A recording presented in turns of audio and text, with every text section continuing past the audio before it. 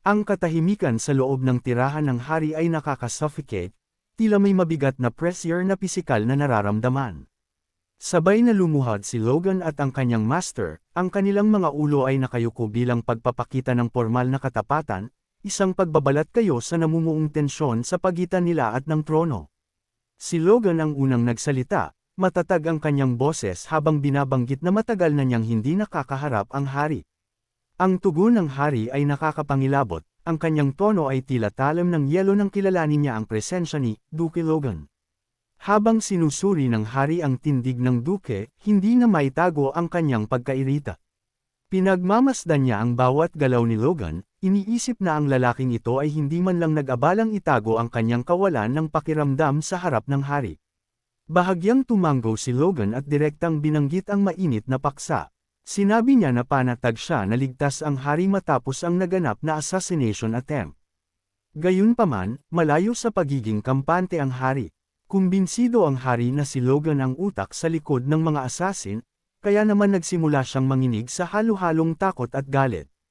Tinanong niya si Logan kung iyon ba talaga ang kanyang tapat na opinyon, isang tanong na napakadirekta at puno ng akusasyon na maging si Felix ay nagulat sa kawalan ng pagtitimpi ng hari. Hindi doon tumigil ang hari, iminungkahi pa niya na baka nadidismaya lang si Logan na makita siyang buhay. Tila nag-freeze ang hangin sa silid ng itanong ni Logan kung direkta ba siyang pinagbibintangan ng hari bilang mastermind ng pag-atake. Ginamit naman ng hari ang mga military report bilang kontra, itinuro na ang pamilyang McLean ay patuloy na nagpapalawak ng kanilang puwersa kahit tapos na ang Civil War. Hinamon niya si Logan na magpaliwanag kung bakit ang isang pinakamataas na vassal sa kaharian ay kailangan pang mag-ipon ng ganoon kalaking puwersa. Dahil sa direkta at biglaang pag-atake, napagtanto ni Logan kung paano tinitignan ang kanyang mga kilos mula sa labas. Sa kanyang isip, inamin niya na kung titingnan sa ganoong anggulo, ang kanyang gawi ay madaling mapagkamalang treason. Inasahan niya kasi na ibibigay ng hari ang buong suporta nito, kaya hindi na siya nag-isip tungkol sa political optics. Natanong niya ang sarili kung ang lahat ba ng ginawa niya para sa ikabubuti ng kaharian ay gagamitin na ngayon laban sa kanya. Tumayo siya at nagpasya na tapos na ang panahon ng pagpapaligoy-ligoy. Buong tapat niyang sinabi sa hari na naniniwala siyang nagpaplano ang imperyo ng isang full-scale invasion. Nang humingi ng ebidensya ang hari, inamin ni Logan na ito ay hinala pa lamang base sa historical patterns. Ipinaliwanag niya na sa mahigit 70% ng mga kaso matapos ang isang imperial succession dispute, ang imperyo ay laging sumasakop sa mga kalapit bayan nito upang patatagin ang kanilang hangganan. Napilitang sumang-ayon ang hari sa loika dahil ang 70% ay isang nakakatakot na numero. Dahil sa taas ng posibilidad na ito, nag-atubili ang hari na kumilos laban sa isang vassal na naghahanda para sa digmaan. Pumagitna si Felix upang palamigan ang sitwasyon, ipinaalala sa hari na ginagawa lamang ng pamilyang McLean ang kanilang tungkulin bilang tagapangalaga ng Timog Kanlurang Hangganan. Galit ang hari dahil itinuwid siya, ngunit pinilit niyang umurong at inaming baka samobra siya sa kanyang mga salita. Nakahinga ng maluwag si Felix, at naglakas loob na imungkahi sa hari na bawasan ang pag-inom ng alak para sa kanyang kalusugan. Nagulat si Logan nang malaman na nalululong sa alak ang hari. Hinawakan ng hari ang kanyang ulo sa inis at sinigawan si Felix, sinabing kaya niyang pamahalaan ang sariling buhay. Matapos humingi ng paumanhin si Felix, nagpakawala ang hari ng isang pilit at nerbyosong tawa. Sinabi niya na nagiging masyadong sensitibo lang siya, sabay tanong kung sino pa ba ang pagtitiwalaan niya kundi ang duke na nagluklok sa kanya sa trono. Ngunit sa kabila ng mga salitang ito, alam ni Logan ang katotohanan, tinatarget pa rin siya ng hari. Na-realize niya na kung magpapatuloy ang larong ito, patungo sila sa isang madugong labanan. Upang linisin ang kanyang pangalan, tinawag ni Logan si Damien. Hiniling niya sa binata ang anumang strategy upang mahuli ang tunay na assassin. Nagulat si Damien kung bakit ang isang administrator na kinuha lang dahil sa galing sa tula ay pinaparesolve ng isang mabigat na investigasyon. Kinilala ni Logan ang kanyang talento at ipinaliwanag ang bigat ng sitwasyon, ang mga Esperanza Knights, ang Royal Inspector, at maging ang Master ng Magic Tower ay pawang nabigo. Si Damien na lamang ang kanyang tanging pag-asa, partikular na ang bersyon ni Damien mula sa nakaraang buhay ni Logan, ang maalamat na strategist ng Independence Army na kilala bilang Evil Brain. Hinimok niya itong magsalita ng malaya, at nagsimulang mag-analyze si Damien.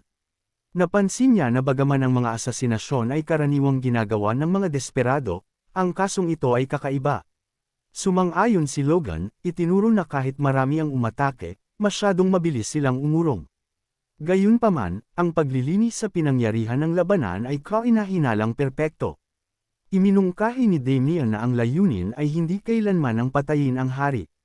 Nang tanungin ni Logan ang motibo, ipinaliwanag ni Damien na sa isang krimen na walang malinaw na makukuha, ang salarin ay karaniwang ang taong may pinakamalaking pakinabang, o ang taong pinakamaapektuhan ng gulo. Tila pinalo ng martilyo si Logan sa katotohanan ito, siya ang tunay na biktima. Kinumpirma ni Damien ang logika, ang pagdiin sa isang malakas na vassal para sa isang assassination attempt ang perpektong paraan upang pag-awayin si Logan at ang hari. Nang tanungin ni Logan kung saan magtatago ang killer, ang sagot ni Damien ay napakasimple ngunit napakatalino. Hindi ito tatakas. Ayon sa kanya, dahil hindi naman makikilala ang killer nang walang maskara at hindi ito matutunton ng mahika, maghihintay lang ito sa loob ng kabisera. Dahil ang pinakamadilim na lugar ay nasa ilalim ng ilawan, ang isang lalaking walang kanang braso ay hindi makapagtatago sa mga mararangyang lugar. Itinuro niya si Logan sa mga lawless slums sa labas ng pader, isang lugar kung saan ang putol na braso o peklat sa katawan ay karaniwan na kaya hindi ito mapapansin. Hindi nag-aksaya ng panahon si Logan at nagtungo sa mga maruming gilid ng lungsod. Sa pagbabasa ng mga intelligence report, napansin niya na 7 lamang ang lalaki sa buong slum na pasok sa description ng may putol na kanang braso.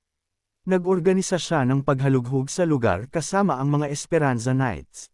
Habang naglalakad sa madidilim na eskinita, sinabi ni Logan sa sarili na kung wala rito ang killer, malamang ay matagal na itong nakatakas. Sa huli, nakakita siya ng 3 lalaking nakaupo sa lupa, nang hihingi ng barya. Inactivate ni Logan ang kanyang special technique, ang kanyang mga mata ay nagliwanag ng matalim na dilaw na ilaw na tumagos sa kanilang mga disguise. Nahanap niya sila, 3 nakatagong force users. Naramdaman niya ang kanilang lakas at diretsyong lumapit sa kanila. Habang ang isa ay tila nakilala siya, ang isa naman ay nagkunwaring pulubi at nagmakaawa para sa barya. Nakisabay si Logan at naglabas ng 3 gintong barya ng may halong dirang pagkukunwari. Ngunit ang mga barya ay mga sandata. Puno ng nakamamatay na mana, lumipad ang mga ito na parang mga bala. 2 sa mga lalaki ang tinamaan sa tiyan, ngunit ang pinuno ay mabilis na nakailagat. Tumakas patungo sa kadiliman. Tumalon ang assassin sa ere, mabilis ang tibok ng puso ng Mare Alizen na mismong si Logan McLean ang nakatitig sa kanya. Ngunit si Logan ay tila isang multo na nakasunod sa kanyang likuran, nahabol siya nito agad. Tinawag ni Logan ang mga umatake na, mga daga, bago nagpakawala ng isang napakalakas na hiwa sa balikat ng lalaki. Bumagsak sa lupa ang assassin, na dumisan ng dugo ang eskinita. Tumayo si Logan sa harap niya. Ang kanyang espada ay kumikinang sa mana, at hiningi ang katotohanan kung siya ba ang one-armed killer. Tumangala ang lalaki kay Logan at nagsimulang tumawa ng nakakakilabot. Habang ang kanyang katawan ay nagsisimulang maglaho bilang isang maitim na usok, kinutya niya ang ideya na tawagin siyang isang ordinaryong assassin lamang. Naglaho siya sa wala, naiwang mag-isa si Logan sa dilim, ngunit ang panalo ay panandalian lamang. Ang kamay ni Logan ay nagsimulang manginig ng malakas, at ang kanyang espada ay bumagsak sa mga bato. Tinakpan niya ang kanyang mukha, naghahabol ng hininga sa pagitan ng kanyang mga daliri habang napagtatanto ng may sindik na ang hangin mismo ay isang patibong, siya ay nalasan.